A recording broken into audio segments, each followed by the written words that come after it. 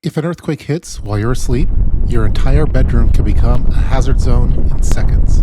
Shattered glass on the floor, furniture tipped over, and total darkness if the power goes out. You may be barefoot, disoriented, and unable to reach your bug-out bag. One of the most important things that you'll need in that moment is a pair of sturdy shoes. Most of us spend about a third of our lives in bed if you sleep 8 hours a night. That means there's a 1 in 3 chance you'll experience an emergency while you're sleeping. In this video, I'll show you how to build a compact, practical bedside earthquake kit using items you probably already have, stored neatly inside your shoes, right next to your bed. The same setup could help you respond to fires, break-ins, power outages, or even medical events that strike at night when you're least prepared. Let's get started.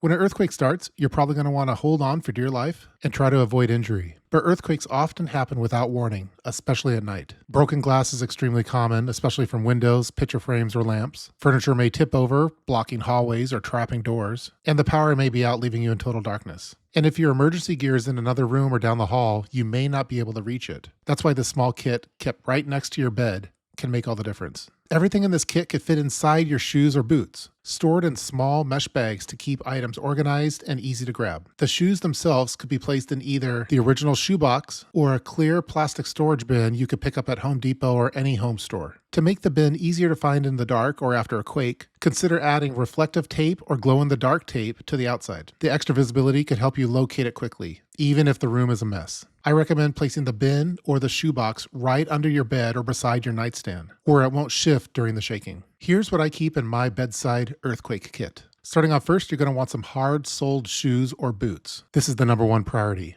Again, broken glass and sharp debris are common, and unless you're John McClane, your feet need protection before anything else. You could use some old boots that you may have laying around, and there's also some inexpensive options available online. For example, these particular boots cost around $50 and are high quality for the price. Next, just like Lieutenant Dan says, you're going to want some wool socks. You may be sleeping barefoot, so include socks inside your shoes. Wool is ideal for insulation and moisture control, but any socks are better than none. The next item are some heavy work gloves. You probably have some of these laying around in the garage. You're going to want thick gloves to protect your hands from glass, splinters, and debris as you navigate or clear a path. Next, a headlamp with lithium batteries. It doesn't really matter what brand as long as you have it. Lithium batteries store better long-term and are less likely to leak. A headlamp also keeps your hands free while you move through dark or damaged spaces. The next item is an emergency whistle. If you're trapped or injured, a whistle is a powerful tool to help rescuers find you without wasting energy shouting. If you wear glasses, such as myself, you're going to want some spare eyeglasses, just in case. These could be old ones that you just have laying around. You don't want to be visually impaired during a chaotic evacuation.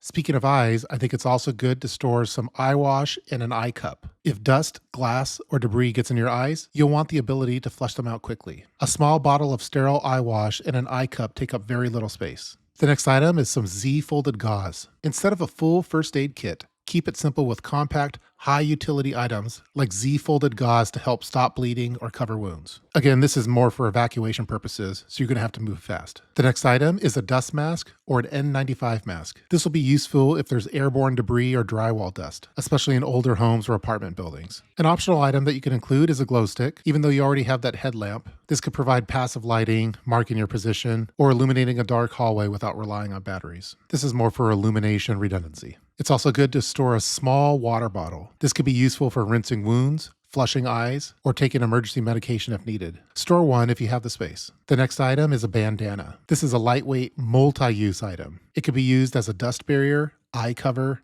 bandage, sling, or a makeshift tourniquet. Since everyone's different, there's going to be some personal items that you may or may not need. This may include a small supply of critical medication, hearing aid batteries, or other medical necessities specific to your household. And the last item to include in this small little kit is a gas shutoff tool. A small gas shutoff wrench could be added to this kit so you don't have to search for your main one in the garage or something like that. Again, you could also use something like a crescent wrench, but these tools are specifically built to shut off the gas. I also think it's good to have a few items nearby. These items may not fit in your shoes, but I recommend storing them next to or under your nightstand. The first one being a crowbar or a pry tool. Doors could shift or jam during an earthquake. A small crowbar could help force a door open or free someone trapped by debris. You could also go with one of those 4-in-1 earthquake tools that has a gas shutoff valve, water shutoff valve, and can be used as a pry tool instead of just having a crowbar. The next item is a fire extinguisher. I featured this before in my nightstand EDC video. Fires are one of the most common earthquake after effects, especially in older buildings, so I store a small fire extinguisher right next to my nightstand,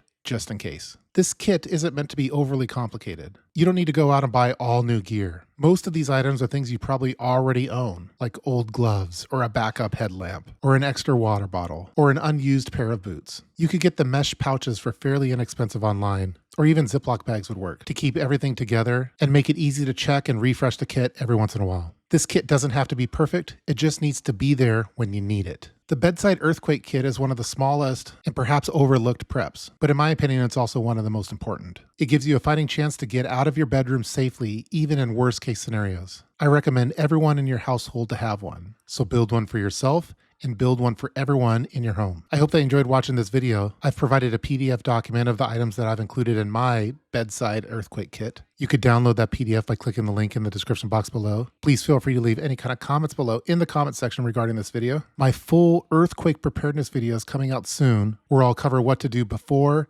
during, and after a major earthquake. So stay tuned for that one. And until then, stay ready. See you next time.